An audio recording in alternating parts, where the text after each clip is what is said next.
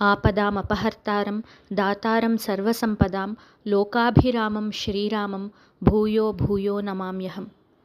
భరతుడు పెద్దల అనుమతితో శత్రుఘ్నునితో తన మేనమామ అయిన యుధాజిత్తు వెంట కేకయ రాజ్యానికి వెళ్ళాడు. అక్కడ వారందరూ భరత శత్రుఘ్నులను ఎంతో ఆప్యాయంగా చూసుకుంటున్నారు.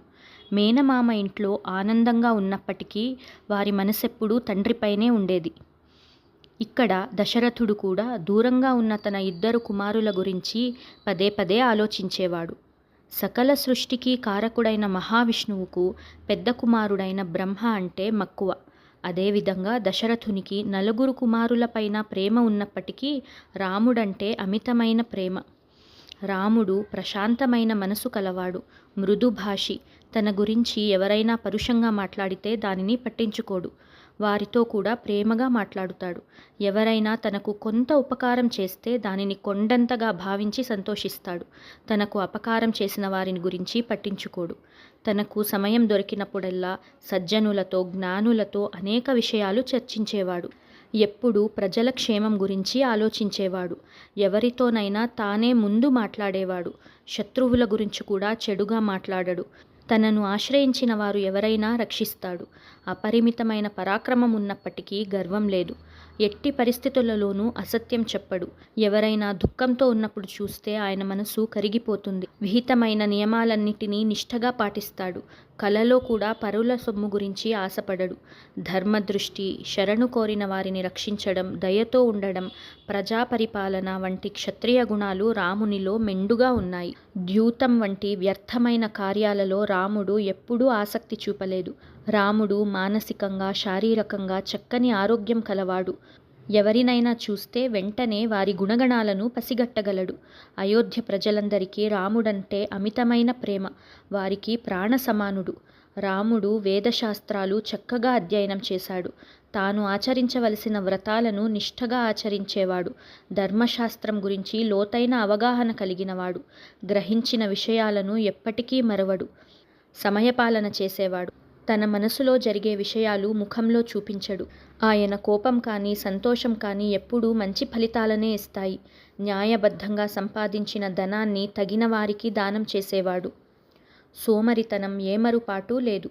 ప్రజలకు కష్టం కలిగించకుండా వారి నుండి ధనాన్ని స్వీకరించి కోశాగారానికి పంపేవాడు.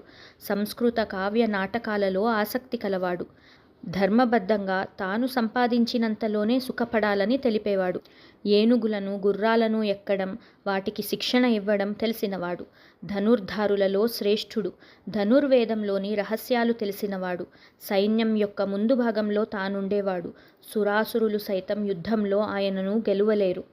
రామునికి అసూయ, మాత్సర్యం, కోపం, గర్వం లేదు. అయోధ్య ప్రజలకు మాత్రమే కాదు, 3 లోకాల వారికి రాముడు పూజ్యుడు. ఈ విధంగా సాటిలేని శుభలక్షణాలు కలిగిన రాముని తాను జీవించి ఉండగానే రాజును చేసి చూడాలనే గాఢమైన కోరిక దశరథునికి కలిగింది. ఆకాశంలో సంభవిస్తున్న భయంకరమైన విషయాలు, ముసలితనం తన శరీరంపై చూపుతున్న ప్రభావం గమనించి దశరథుడు మంత్రులను పిలిపించి వారితో, ప్రజలకు సంతోషాన్ని కలిగిస్తూ వారిని రక్షించడం రాజు యొక్క ధర్మం. ఆ ధర్మం బాగా తెలిసిన రామునికి పట్టాభిషేకం చేయాలనుకుంటున్నాను. కాబట్టి వివిధ నగరాల ప్రజలను, ఆ రాజ్యంలోని ప్రముఖులను, సామంతరాజులను త్వరగా ఆహ్వానించండి అని అన్నాడు. దూరంగా ఉండడం వల్ల కేకయ రాజ్యానికి మిథిలకు ఆహ్వానం పంపలేదు. తన ఆహ్వానాన్ని మన్నించి వచ్చిన వారందరికీ దశరథుడు విడిది ఏర్పాటు చేశాడు. వారందరికీ ఆదర స్వాగతాలు పలికి ఆసనాలు సమర్పించి తాను ఆసనంపై కూర్చున్నాడు. దశరథ మహారాజు చెప్పే విషయం తెలుసుకోవడానికి అందరూ ఆతృతగా వేచి ఉన్నారు. అతిథి మర్యాదలు చేసిన తరువాత వారితో దశరథుడు మాట్లాడడం ప్రారంభించాడు. ఆయన ధ్వని మధురంగా మరియు గంభీరంగా ఉంది. మహాజనులారా, మా పూర్వీకులైన రఘు మొదలైన మహారాజులు ఈ విశాలమైన కోసల రాజ్యాన్ని సుభిక్షంగా పాలించారు. ప్రజలను కన్నబిడ్డలలాగా చూసుకున్నారు. మా పెద్దలు చూపిన బాటలో నడుస్తూ నేను కూడా యథాశక్తి జాగ్రత్తగా ప్రజలను రక్షిస్తున్నాను. ఈ శ్వేతఛత్రం నీడలోనే నా సమస్త శక్తులను ఉపయోగించి రాజ్యపాలన చేశాను. 60,000 సంవత్సరాలు కర్తవ్య నిర్వహణలోనే గడిచిపోయింది. ముసలితనం వల్ల నా శరీరం జీర్ణావస్థకు చేరుకుంది. రాజ్యభారం నుండి విశ్రాంతి కావాలనిపిస్తోంది. నేను అలసిపోయి ఉన్నాను. కాబట్టి అంతరంగికులైన శ్రేయోభిలాషులతో చర్చించి ఒక నిర్ణయం తీసుకున్నాను. రాజ్యభారాన్ని పుత్రునికి అప్పగించి నేను విశ్రాంతి తీసుకుంటాను. నా పెద్ద కుమారుడైన రాముడు పరాక్రమవంతుడు, శత్రువులను ధ్వంసం చేయగల శౌర్యం కలవాడు, ధర్మం తెలిసినవాడు, సర్వ శుభలక్షణ సంపన్నుడైన కౌసల్యానందనుడు ఈ రాజ్యానికి తగిన ప్రభువు అని భావిస్తున్నాను. రామునికి రాజ్యాన్ని అప్పగించి విశ్రాంతి తీసుకుంటాను. ఇది మీకు సమ్మతమైతే రేపు పుష్యమీ నక్షత్రయుక్తమైన శుభముహూర్తంలో రాముని యువరాజుగా పట్టాభిషిక్తుణ్ణి చేస్తాను. రామునికి రాజ్యాభిషేకం చేయడం నాకు చాలా ఆనందదాయకం. అయినప్పటికీ ప్రజల క్షేమం కలిగించే వేరే ఉపాయం ఉంటే తెలియజేయండి. పక్షపాతం లేకుండా బాగా చర్చించి ఆలోచించి మీ నిర్ణయాన్ని తెలియజేయండి అని అన్నాడు. రాజు మాటలు విన్న ఆ సభలోని వారంతా సంతోషంతో వర్షం వచ్చినప్పుడు సంతోషించే నెమళ్లలాగా సంబరపడిపోయారు. వారి చప్పట్లతో సభ మారుమోగిపోయింది. సభలో ఉన్న వశిష్ఠాది బ్రాహ్మణులు, సామంతరాజులు, పురప్రజలు మొదలైన వారు బాగా చర్చించి వారి అభిప్రాయాన్ని దశరథ మహారాజుకు తెలియజేశారు. ఓ మహారాజా, 60,000 సంవత్సరాల వయసులో ఉన్న నీవు రాజ్యభారాన్ని రామునికి అప్పగించడం సరైనది. రామునికి యువరాజు పట్టాభిషేకం చేయండి. శత్రుంజయ గజాన్ని ఎక్కి శ్వేతఛత్రం యొక్క ఛాయలో పురవీధులలో సంచరించే రాముని చూడాలని ఉవ్విళ్ళూరుతున్నాం అని అన్నారు. సభాసదుల ఆనందాన్ని చూసి దశరథుడు వారితో, రాజులారా, రామునికి పట్టాభిషేకం చేద్దామనగానే వేరొక మాట లేకుండా అందరూ అంగీకరించారు. నాకొక సందేహం కలుగుతోంది, దాన్ని తీర్చండి. నా పరిపాలన సరిగా లేక రాముని కావాలనుకుంటున్నారా, లేక రాముని గుణాలు మెచ్చి రాముని కోరుకుంటున్నారా? సత్యాన్ని చెప్పండి. నేను ధర్మబద్ధంగా పాలిస్తున్నాను కదా, అయినా మీరు రాముడు రాజు కావాలని ఎందుకు కోరుకుంటున్నారు అని అన్నాడు. అప్పుడు అక్కడున్న వారు ఏకగ్రీవంగా రాజుకు సమాధానం చెప్పారు. మహారాజా, ఉత్తమ గుణ సంపన్నుడైన రాముని గుణాలను చెప్తాము వినండి. రాముని పరాక్రమం అమోఘమైంది. ఇక్ష్వాకు వంశ రాజులందరిలో శ్రేష్టమైన శక్తి సామర్థ్యాలు కలవాడు. ఈ లోకంలో రాముని వంటి సత్పురుషుడు లేడు. అతడు శత్రువులను కూడా క్షమిస్తాడు. చంద్రునిలాగా అందరికీ ఆహ్లాదాన్ని పంచుతాడు. క్షమాగుణంలో భూదేవికి సమానుడు. బుద్ధి చాతుర్యంలో బృహస్పతి వంటివాడు.